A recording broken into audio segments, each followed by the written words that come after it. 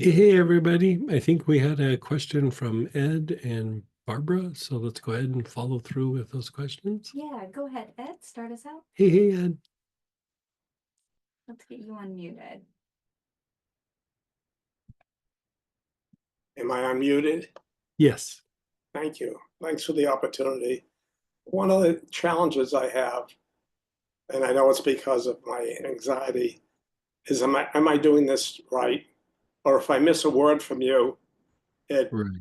I get stuck on it. And I don't know if you just allow the white light to come around and focus on your heart. I mean, I just try to do it so exactly and perfect that Right. it's a problem for me. Also, if I miss because the computer, I didn't get on at the beginning.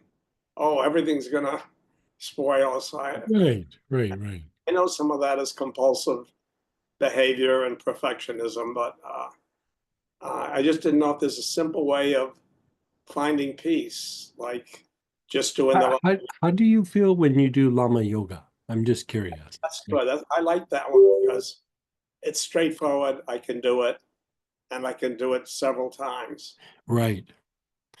So the thing that I would say is let's have you do Lama Yoga, but let's have you also augment it with putting your attention and awareness on different areas while you do Lama Yoga. So again, just to revisit, Lama Yoga is you inhale, moving your head up, and then exhale through the mouth, coming down. So you go right, and then you do like a cycle of 7 or even up to 14 times.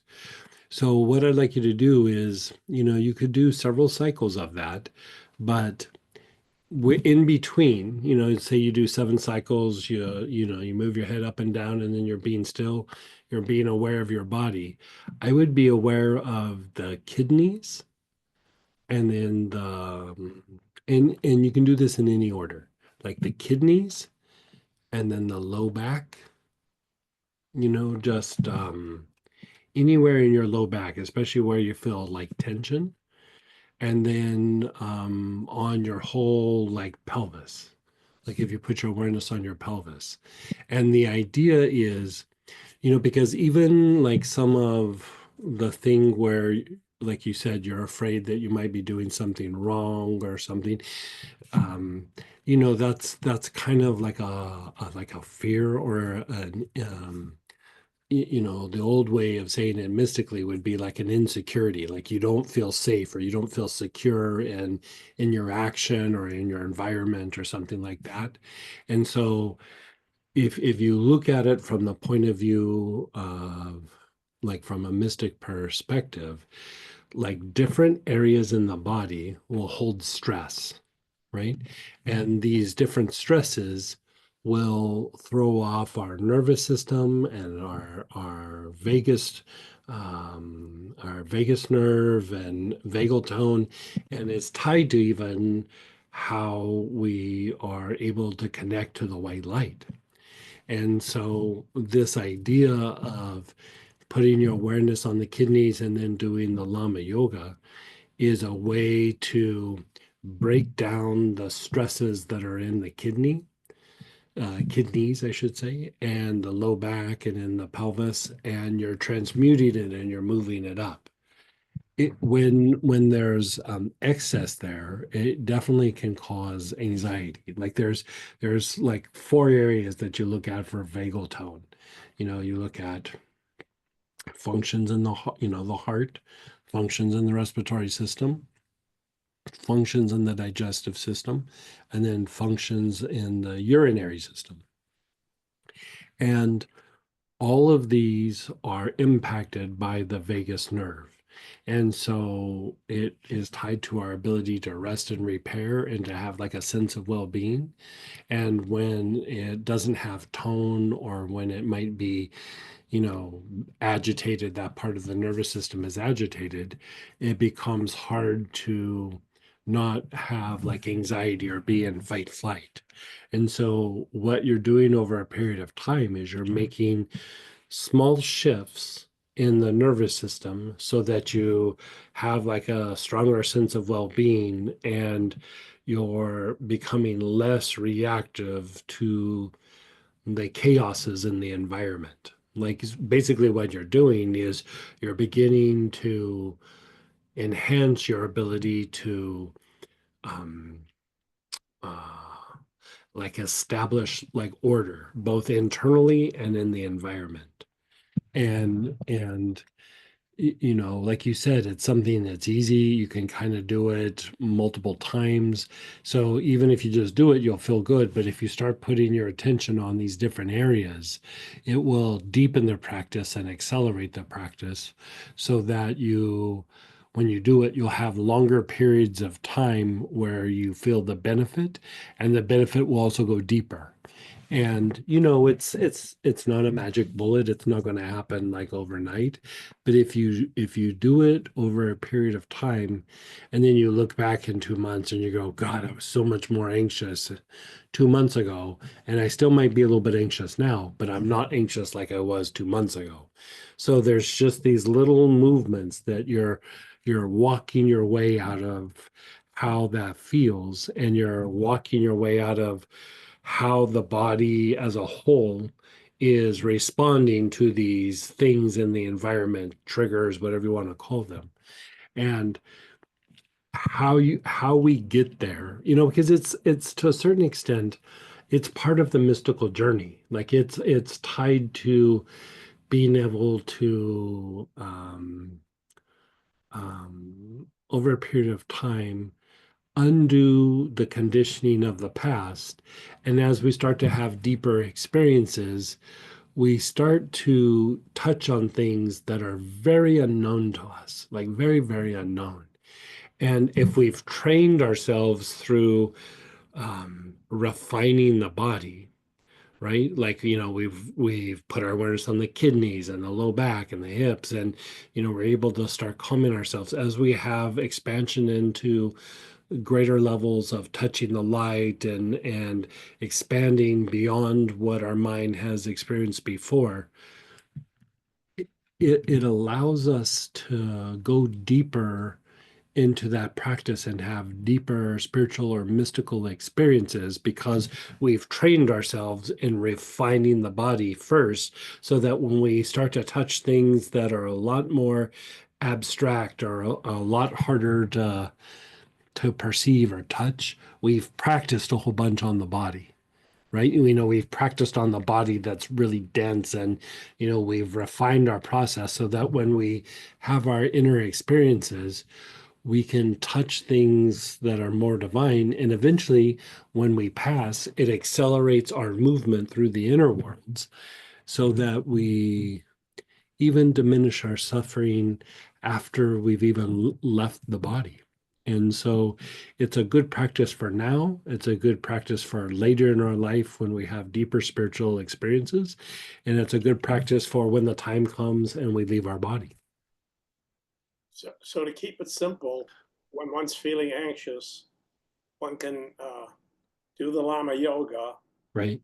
focusing on either the lower back or the pelvis or the kidney, Correct. and continue to do it. And just that, it doesn't have to be perfect. It doesn't have Doesn't have to be perfect. It doesn't have to be in any perfect order. And I would say I would even practice it before you feel anxious. You know, because the idea would be to be able to diminish the anxiety. You know, it's something that you can use while you're anxious, but you know, eventually we want to be able to get to a place where we don't feel that anxiety. Because if you think about like what is anxiety, I mean, a good part of it is we don't feel safe, we don't feel secure, we feel like something bad's going to happen, we feel like you said, I might be doing something wrong, I might be doing, and so you know that is very much a kidney issue. Like it's not a kidney issue like you have a health issue or you know you have something you got to go to the doctor to, but energetically it's where a lot of lower energies get processed. And so when we have felt chaotic before, it's like you could almost say like the kidneys absorb that, and then they just don't ever let it go. And so, God, after a couple years of just being alive, it starts to hit the kidneys, and then, we're 10, we're 20, we're 30, we're 40, and all that stuff keeps getting absorbed into the kidneys. And so part of this practice of doing this helps to diminish the effect on the kidneys so that we're having a greater sense of well-being, but we're having deeper experiences. Um, be it that your mind just is able to go to places that are not repetitive, or you're able to think of pleasant things in the past or embrace something new in the future. Because when we're really weighed down by the things that have happened in the past, it makes it harder to embrace something new now, because it's like, I gotta just protect myself. And so again, going back to even surrounding yourself, doing the visualization of surrounding yourself with the white light, it brings kind of a sort of inner stability. It brings a sense of protection, or a sense of like you have a place in the world, and that it's not just crazy and chaotic. And so even that helps to calm down these instinctive responses that cause us to feel this way. Because if you think about it, your mind's not really choosing to do this. Your emotions aren't going like, hey, you know what, I'd really like to feel anxious right now. It's just something that's happening, right? The thing that's happening is the instinctive responses are getting stimulated or triggered, and then it makes you feel something emotionally, and then it makes you think something mentally, right? You're trying to figure out what the body is doing or what the body is sensing.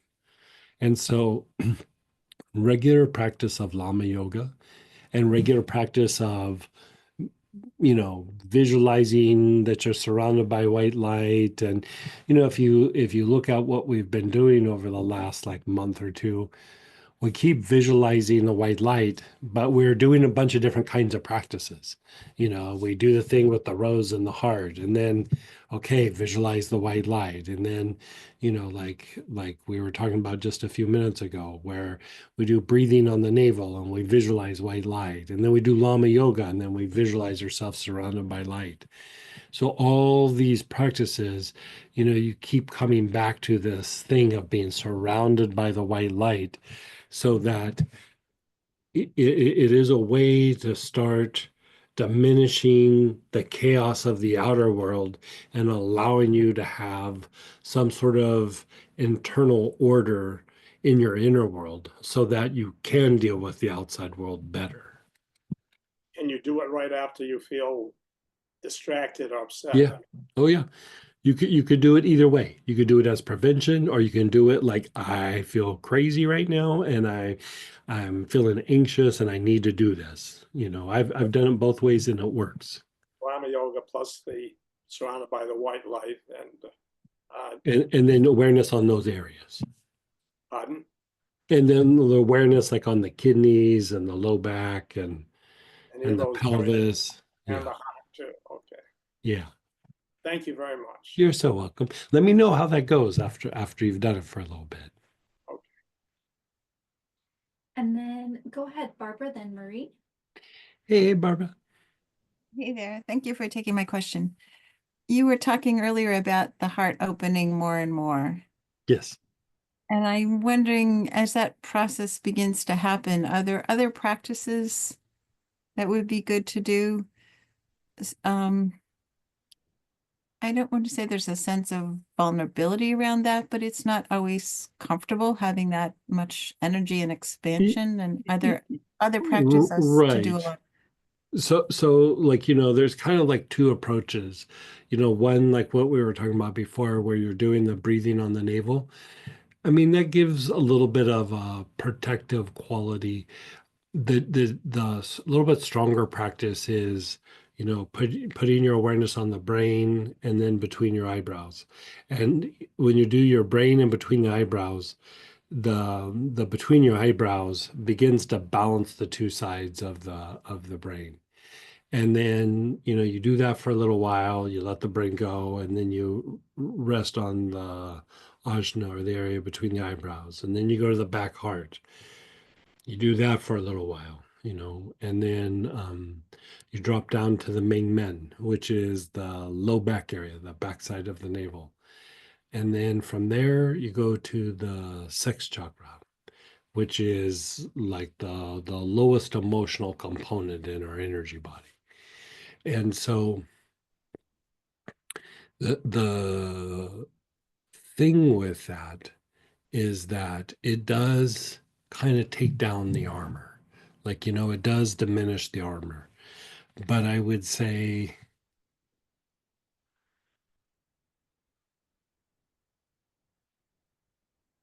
it's like the heart gets smarter. There's this old Native American thing. It was actually even in a movie one time where it was like on this paddle, and there was, on one side there was this black panther, and then on the other side, its prey was a rabbit, and the rabbit is like sitting back and smoking a pipe. And the teaching is like, why does the rabbit rest like this? Like, why is it, sitting and resting and smoking a pipe? Because if you ever watch a rabbit, it's just always in crisis mode. It's always like, running and reacting, and the response is because it's smarter than the panther, right? I mean, it's just a simple question, but like, at first you're like, I don't know why, but you could say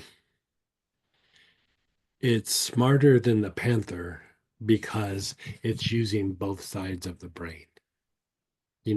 Intelligence isn't like, intellect is always looking to the past, right? And there's things to be learned from the past. But intuition is looking in the moment and even perceiving new ways of behaving. And, sometimes that is good. But what makes us really smart is we mash it together. We have the benefits of the past, and we have the potentials that we can see in the now.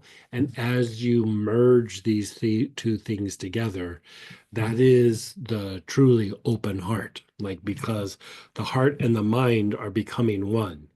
So even those practices where we do like maybe the meditate on the rose and we feel it in the heart, and then we keep our awareness on the heart and we move our awareness up to the brain. Part of what we're doing is we're trying to mix the brain and the heart. But eventually, when the mind, like the both sides of the brain and the heart, start to have a kind of union, the heart perceives things way before even in intuition, like the right side of our brain. Intellect, it takes a long time. Like, it usually takes, like, it's that school of hard knocks. Like, you learn it almost after the fact. Like, that was horrible, right? Intuition can kind of perceive and go, oh, we need to make adjustments, right? But what even heightens that is that the heart is open. And so when you have this greater connection between the heart and the two sides of the brain, it's like that rabbit. The rabbit can relax because it doesn't need the armor. It doesn't need to be afraid. It doesn't need to be running and hiding. It's smarter than the panther. It's smarter than the things going on around us. It's smarter than the people who are trying to hurt us. And even if they pull something off, it doesn't quite hit us like it would, and we're able to let go of it and still make an adjustment so that we walk our way out of even being hurt deeper, if that makes sense. It does. Thank you very much. And going back to also what I was saying, like, the more that the heart opens, like truly opens, you are sacrificing part of your lower nature. You are sacrificing the animalistic drives of the body. And in doing so, you're also generating good karma that also starts to diminish you being in harm's way.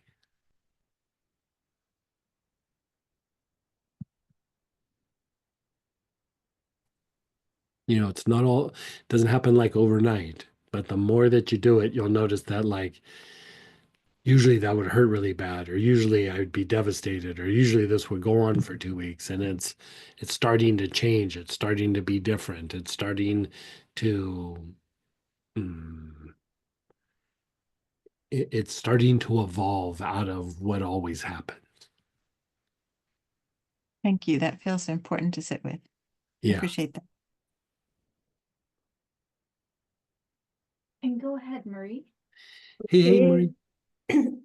My question is, I have my third eyes off on experience going to places of my childhood, Okay. and sometimes I go to Egypt, and I know I am in the bottom and see hieroglyphs, Okay. and in the time I look like it's lower part, So, and sometimes I'm in nature, see things that is not from this world, but I know usually is when I'm going to sleep. I know Mhm. I'm not sleeping. My eyes is closed, but then I have that light from my Sure. third eye open up, and I go to these places. Sometimes as a fascination, Of but course. Yeah. I So don't understand. yeah, so the thing that I would say is that, you know, we get so used to our everyday mind, you know, our intellect and things making sense of why does this happen? Why does that happen? And that part of the mind is very good about helping us to survive in the everyday world.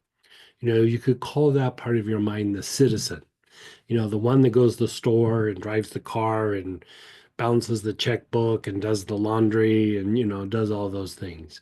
But there's still another part of our mind that sees things in images and sees things in pictures. And sometimes they're very literal, and sometimes they're part of our inner environment that it's helping us to process something that the psyche needs, you know. And so, either way, that it's either something that the psyche needs or you're having this deeper outer, you know, inner experience, is, I would say, the ability to sit with it and observe it. You know, like even if you go like, I saw these images, I saw these hieroglyphs, I saw this like image of a pyramid or whatever, and just to sit and observe it and allow information to keep coming into the mind, because that's what your mind is trying to do. Your mind is You're not, trying. I'm sorry, I'm not thinking, I'm That's experienced. that's the thing, is it's not thinking. You want to be Yeah. able to observe to let the information in. So like say you have a dream and you go, oh, I had these hieroglyphs. That's interesting. So say you get up and it's morning and you have your cup of coffee and you go, okay, my morning meditation is I'm going to sit and observe that hieroglyph, and I'm going to wait for information to come from that hieroglyph. You know, you're just going to sit and observe it, because at first it's focus, like you're going to focus on it. But then what starts to happen is you'll start to have expansion. And that's what what you're shooting for. You're wanting that expansion so that more information can go into that intuitive part of the mind. And so I would say, um, like lean into it. Like if you're having those experiences, um, kind of remember them or jot them down, and then in Oh, I waking when you're remember. doing. I remember my first experience. It was a long time ago. I was pretty young, and it would show my future without I have any idea.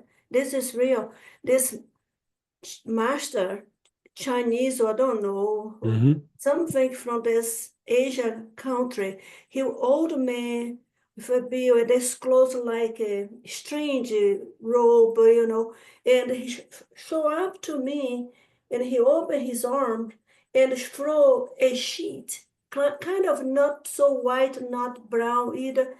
And he did this with his hands, and he disappeared.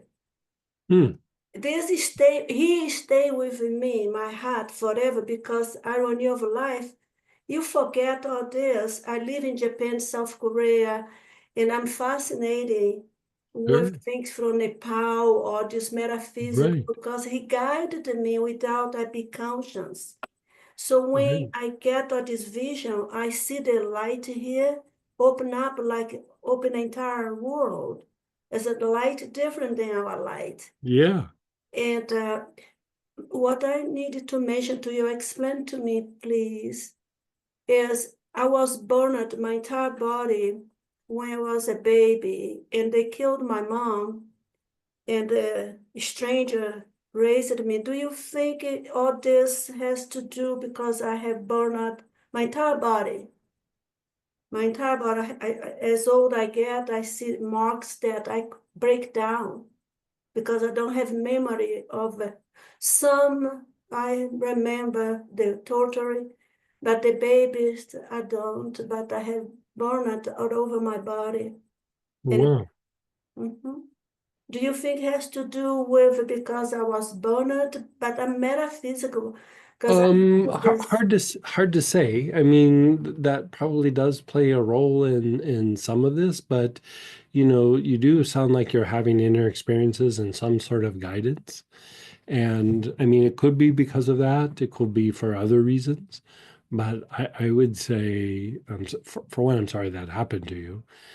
But I would say, why ever they're there, I would embrace them. You know, like Oh, I do. yeah, good. I find Good. things that I even found my wife's grandfather, just like when he showed to me, and I have by my door as a Wow. statue.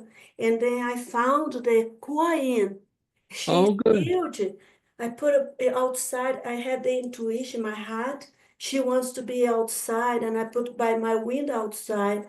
I'm surrounded all because I receive all this, and I'm fascinated with it. Yeah. And I'm fascinated with your knowledge and your Oh, you're so sweet. help because I still have to learn, and I Yeah. love this path of Yeah. the divine, Well, the we love good. having you here. Thank you. I love. It's beyond what you can see hear from me. Okay, in my heart. It's Thank you. so appreciative, it's so divine, because that's what I live Yeah. for this to do better, to develop, to understand why I'm here, Right. you know, and I do my best. Thank you for contributing Thank thank you. to clarify about my Yes. third My eye. my pleasure. Thank you. God bless you. Good. So boy, thank you for your share. And thanks everybody tonight. And you know, next week we might do a little bit more of this and we might jump into a practice or do a little bit of both, but it's good to do like, you know, a little bit of both. So thanks for joining us. Remember, we're doing the Sunday Sacred Space, and Reverend Anthony has his Monday degree lesson study, and we have our prayer petition blessing on Tuesday. So join us when you can. So take care, you guys.